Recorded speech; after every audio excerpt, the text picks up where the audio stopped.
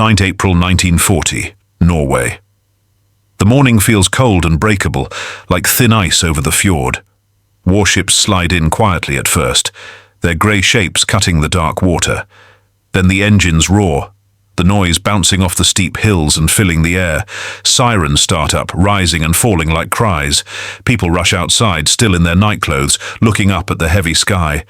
Planes growl overhead, crossing the city in waves. Rumours fly faster than the aircraft. The Germans have attacked and Oslo is about to fall. For months, Norway has tried hard to stay neutral. Its long, jagged coast matters too much in this war. The Germans need the ports and narrow fjords to keep iron ore coming from Sweden. It feeds their war machines. They also want to stop Britain, which has been making its own plans for the north. Denmark, right in the way, was taken in just hours. Now it's Oslo's turn. The king and his government pack up and head inland. That evening, the national radio goes dead. Then it crackles on again. A calm voice says it speaks for the whole country. It announces a new government and tells everyone to stop fighting. The words sound sure of themselves, but the city doesn't buy it. Neither does the rest of Norway.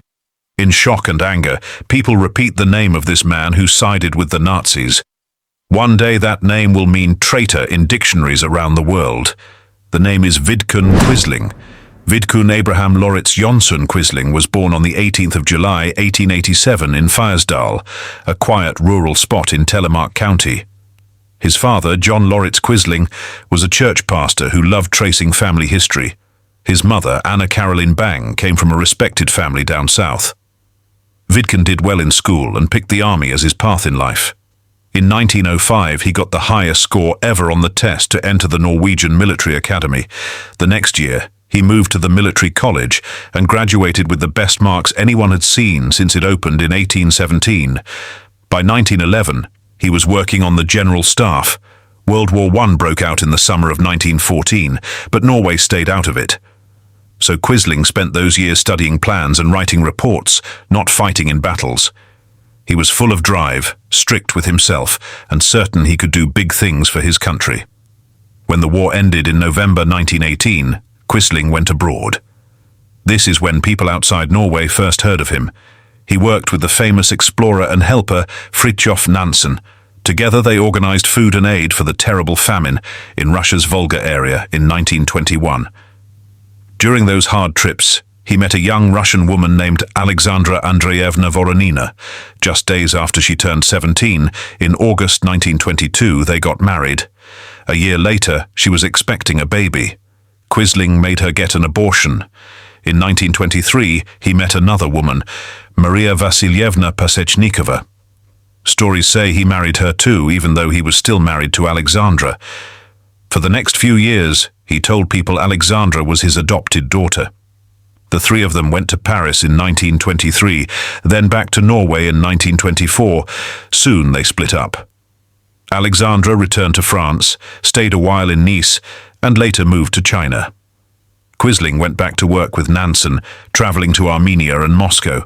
There he took a job with British diplomats. For his help, Britain gave him the honour of Commander of the Order of the British Empire. In 1940, King George VI took that honour away because of Quisling's work with the Nazis. People whispered that Quisling used his diplomat bags to sneak millions of rubles onto the black market.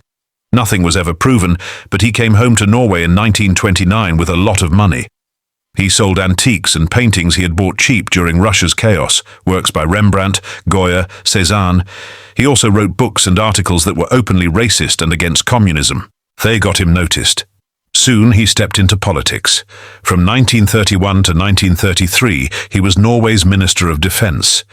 He spoke a lot about the dangers from the political left. He said Norway had enemies inside and outside its borders. He wanted a new kind of national togetherness that would end all the arguing in politics. He hated how Parliament argued and bargained. He thought special interest groups made the country weaker.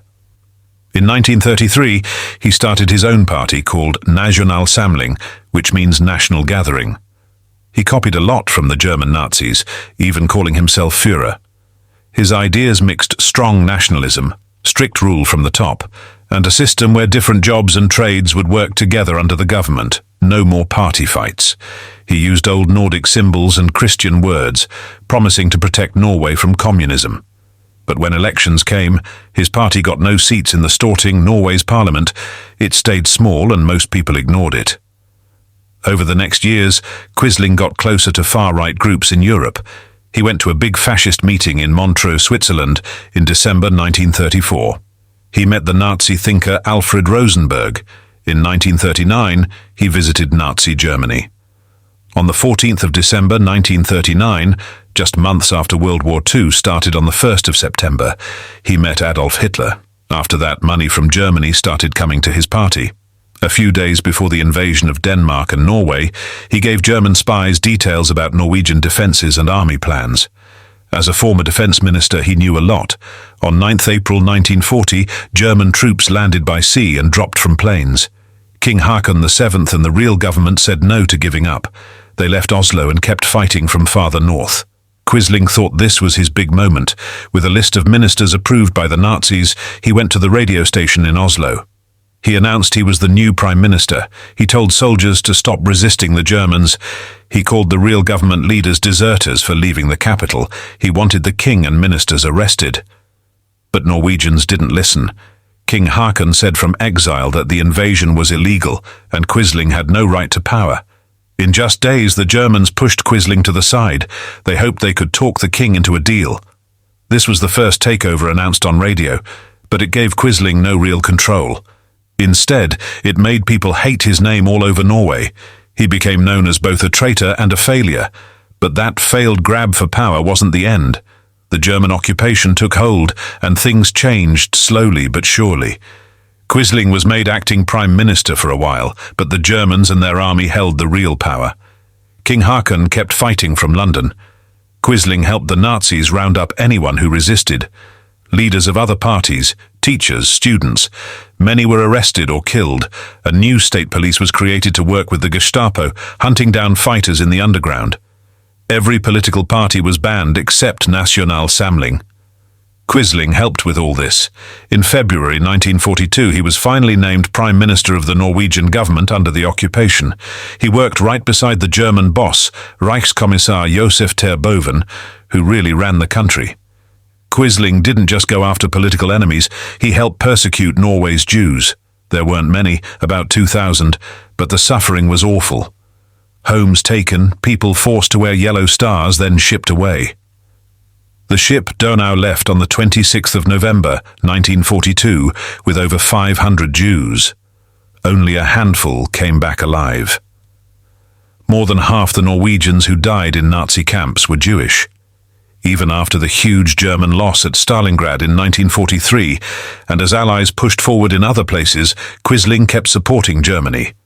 His government put on parades, speeches and shows saying victory was still coming, but people could see it was empty talk. The resistance grew stronger, blowing up bridges, setting factories on fire, passing secrets to Britain. Allied planes bombed more and more, prisons filled with Norwegians taken as hostages. Up north, as the Germans pulled back, they burned everything. Whole towns in Finnmark and Troms went up in flames. Farms, houses, schools, gone. Tens of thousands of people were forced to march south in the cold. Quisling's people in Oslo complained on paper, but they couldn't stop the German army. After the war, those burned-out places showed what occupation really meant when Norwegians had no say. In May 1945, Germany surrendered in Norway. The flags came down. Quisling tried to run but was caught and arrested. His trial started on the 20th of August 1945. It was part of a huge cleanup of everyone who had helped the enemy. The courtroom was full of pain and anger. Families who lost sons, people who had hidden in forests for years. Quisling faced charges of high treason, helping with murders, and stealing from the country. His lawyers said he had tried to keep Norway from even worse fighting, that he protected it in a bad time.